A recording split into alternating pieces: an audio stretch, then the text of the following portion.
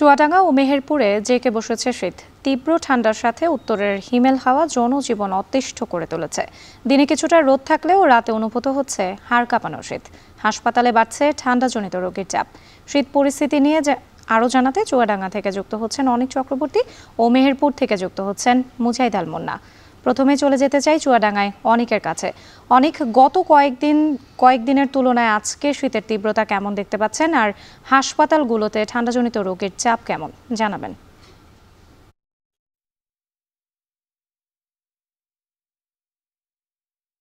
রাত্রি বেশ কয়েকদিন শৈত্যপ্রবাহ চললেও শৈত্যপ্রবাহ কেটে গেলেও আসলে চুয়াডাঙ্গার যে শীত পরিস্থিতি, শীত কিন্তু আসলে কমেনি।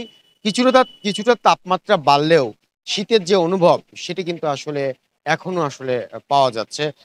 আজ সকাল ৬টায় চুয়াডাঙ্গার আবহাওয়া অফিস তাপমাত্রা রেকর্ড করেছে ১১.৮ ডিগ্রি সেলসিয়াস। অর্থাৎ গত কয়েকদিনের থেকে কিন্তু তাপমাত্রা কিছুটা বেড়েছে।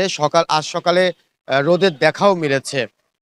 কিন্তু শীতের অনুভব কিন্তু আসলে কমেনি।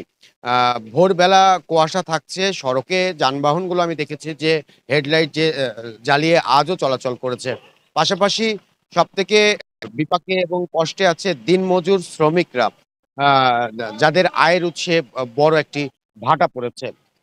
পাশাপাশি একটা বিষয় জানিয়ে রাখি, এই শীত বাড়ার সাথে সদর হাসপাতাল এবং স্বাস্থ্য কমপ্লেক্স এবং প্রাইভেট ক্লিনিকগুলোতে কিন্তু আসলে শীতজনিত রোগীর সংখ্যা প্রতিনিয়ত বাড়ছে। হাসপাতালে যে বেড সংখ্যা রয়েছে আমি খোঁজ নিয়েছি, সেই বেড সংখ্যার প্রায় ৪ গুণ রোগী কিন্তু আসলে চুয়াডাঙ্গা সদর হাসপাতাল এবং স্বাস্থ্য কমপ্লেক্সগুলোতে কিন্তু আসলে ভর্তি হচ্ছে। ভর্তি হওয়া এসব রোগীর মধ্যে শিশু এবং বয়স্কদের সংখ্যাই বেশি। চিকিৎসকদের পক্ষ থেকে যারা ভর্তি হচ্ছে সেসব ভর্তি হওয়া রোগীদের নানাভাবে পরামর্শ দেওয়া হচ্ছে। বিশেষ করে এই শীতের সময় শিশুদের প্রতি বাড়তি নজর দেওয়ার পরামর্শ দিচ্ছেন চিকিৎসকরা।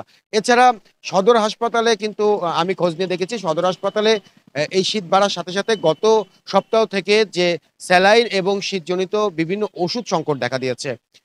বিভিন্ন যারা রোগীরা ভর্তি হচ্ছে তাদের স্বজনরা হাসপাতালে ওষুধ না পেয়ে কিন্তু আসলে বাইরে থেকে ওষুধপত্র তাদেরকে কিনতে হচ্ছে। সবশেষ মিলিয়ে কিন্তু এই শীত বাড়ায় সাধারণ মানুষের চরম আকারে একটা দুর্ভোগ বেড়েছে বলে রাত্রি আমি জানতে পেরেছি। তো শীত পরিস্থিতি নিয়ে আমার কাছে চুয়াডাঙ্গা থেকে এই ছিল রাত্রি। এবার যেতে চাই মেহেরপুরে মুন্নার কাছে। মুন্না, এতক্ষণ তো আমরা চুয়াডাঙ্গার শীতের খবর শুনছিলাম। এখন শুনতে চাই আপনার কাছে মেহেরপুরের অবস্থা কি, শীতের প্রকোপ কেমন দেখছেন? রাত্রি আপনাকে জানিয়ে রাখি, মেহেরপুর এবং চুয়াডাঙ্গা এই দুইটি জেলায় কিন্তু শীতের সময় অতিরিক্ত শীত এবং গরমের সময় কিন্তু সর্বোচ্চ তাপমাত্রা রেকর্ড করা হয় এই জেলাতে। আমি যদি আজকের কথা বলি, চুয়াডাঙ্গা আঞ্চলিক যে আবহাওয়া অফিস, তারা কিন্তু 11.8 ডিগ্রি সেলসিয়াস তাপমাত্রা রেকর্ড করেছে, যেটি চুয়াডাঙ্গা থেকেও বলছিল। তবে আমি যদি আজকের কথা বলি, আজকে ভোর থেকে কিন্তু মেহেরপুরে অনেক কুয়াশা দেখা গেছে। তবে বেলা বাড়ার সাথে কুয়াশা কেটে গেছে এবং সূর্যের দেখাও মিলেছে। তবে যে শীত যে অনুভূত সেটি কিন্তু একটু কমেনি, বরঞ্চ সারাদিনই কিন্তু কোনো না কোনো গরম কাপড় পরে থাকতে হচ্ছে যারা শীতার্ত মানুষ তাদেরকে। আবার আমি যদি আপনাকে আরেকটু বলি, এই যে অতিরিক্ত শীতের কারণে কিন্তু মেহেরপুরের বাজারগুলিতেও কিন্তু স্বাভাবিক সময়ের চাইতে লোকজনের উপস্থিতি একেবারে কমে গেছে, যার ফলে যারা দিনমজুর খেটে খাওয়া মানুষ, যারা রিক্সা চালক, ভ্যান চালক, এদের ইনকামের উৎসগুলো কিন্তু কমে যাচ্ছে।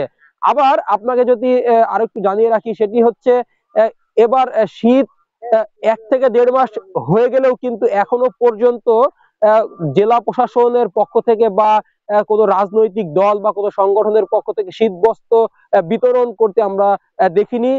তাই অনেককে আমরা দেখেছি খড়কুট জ্বালিয়ে কিন্তু তারা শীত নিবারণের চেষ্টা করছে।